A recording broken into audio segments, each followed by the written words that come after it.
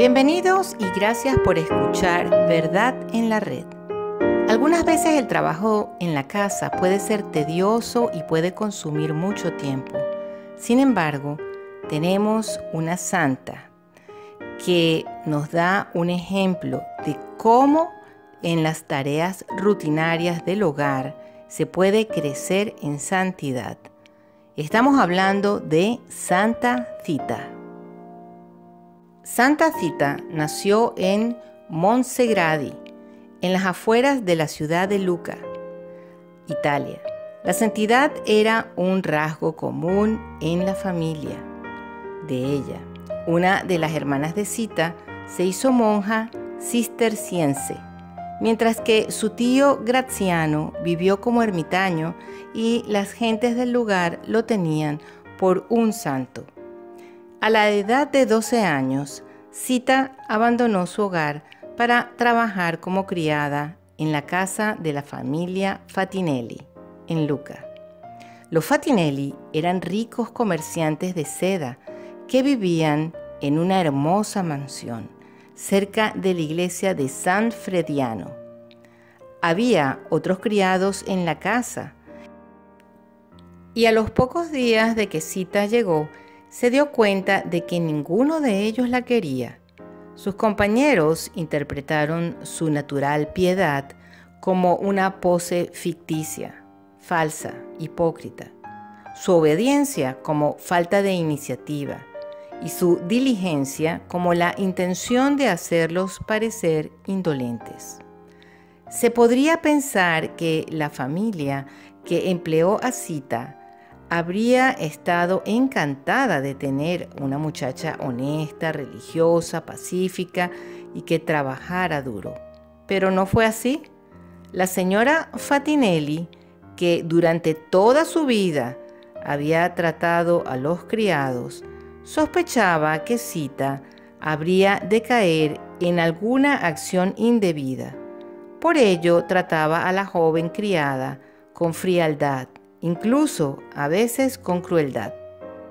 En cuanto al señor Fatinelli, famoso por su mal genio, se desesperaba al no poder sorprender a Zita en alguna diablura.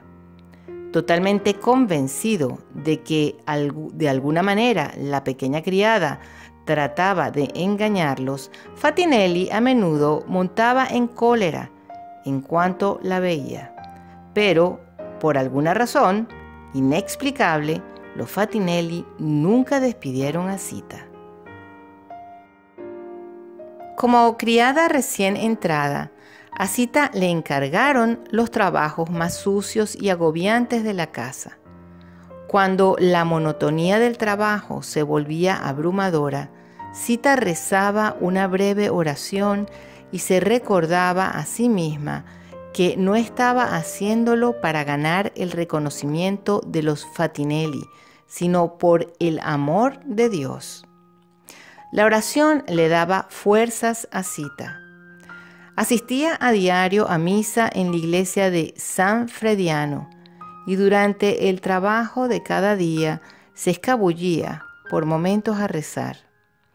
Una historia nos cuenta que Zita se tomaba algunos minutos para rezar en su capilla, en la bujardilla, justo después de poner el pan en el horno para que se cociera. Sus oraciones se volvieron tan intensas y la dulzura de conversar con Dios tan agradable que Zita perdió toda noción del tiempo. Cuando volvió a la realidad, corrió a la cocina, segura que el pan se había quemado. Pero en vez de encontrar una cocina llena de humo molesto, comprobó que ésta se hallaba inundada por el agradable aroma de unos hermosos panes que estaban sobre la mesa. Mientras Zita hablaba con Dios, los ángeles habían vigilado su pan. Con el tiempo, los Fatinelli y los compañeros de Zita se percataron de que no era una hipócrita ni una farsante, sino una auténtica santa. Así la familia la nombró ama de llaves e incluso llegó a ser institutriz de los hijos de los Fatinelli. Su nueva autoridad reveló uno de los defectos de Sita. Su celo por ayudar a los pobres la conducía a menudo a dar lo que pertenecía a otros. Se dejaba persuadir con facilidad y los pobres y mendigos de Lucca y sus alrededores la conocían bien. Sita compartía su comida con cualquiera que llamara a su puerta. Durante una hambruna, una interminable procesión de pobres llegó a pedir ayuda a Sita.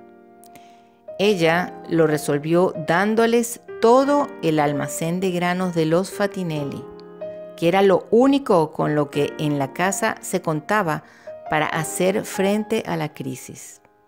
Eso fue demasiado para el señor Fatinelli, quien cayó en uno de sus habituales ataques de ira y llevó a Sita a la bodega para que viera lo que había hecho. Pero cuando Sita y Fatinelli abrieron las puertas de la bodega, encontraron para su sorpresa que la reserva de granos no había disminuido ni un ápice. Una mañana muy fría de Navidad, mientras Sita se preparaba para la misa, Fatinelli la retuvo para cubrirla con su fino abrigo de pieles. Pero el comerciante, que era calculador, además de blando de corazón, dijo a Sita: «Recuerda, quiero que me regreses el abrigo, no vayas a dárselo a nadie». Sita prometió a Fatinelli que le devolvería el abrigo y se dirigió a la iglesia. A su puerta vio a un mendigo temblando entre sus rotos harapos. La joven no podía volver la espalda a un mendigo, así que se quitó el abrigo y cubrió con él al hombre.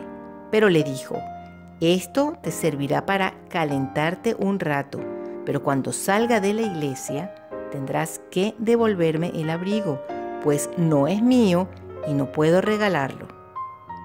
Terminada la misa, Sita regresó al lugar donde se había quedado el mendigo, pero este había desaparecido, y con él el valioso abrigo de pieles del señor Fatinelli.